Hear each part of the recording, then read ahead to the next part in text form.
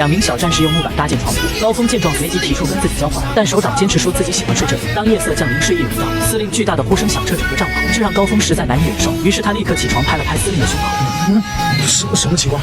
你干什么了？你这呼噜打得够水平啊！对不起，影响你睡觉了。你就将就点吧，这人怎么这么多事？随即司令让高峰先睡，并说等他睡着自己再休息。但没想到这边高峰刚躺下，司令的鼾声就再一次响起，这让高峰的心态彻底崩溃。等到第2天，基地又驶来几辆军车，这是军区的梁部长和一众长官。当他们来到帐篷寻找所谓的王记者，也是瞬间全都惊呆了。你怎么让住这呢？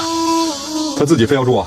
要，王副参谋长，王副参谋长。原来参谋长是前来视察部队，他看着战士们刚强如铁的面貌，表示自己很满意也很期待，并说高峰是祖国需要的真正军人，所以也对大家的选拔抱有希望。这个部队每一个成员都必须以一当十，以一当百，甚至以一当千。我将亲手为坚持到最后的队员颁发特战队的徽章，这是你们的光荣，也是我的荣幸。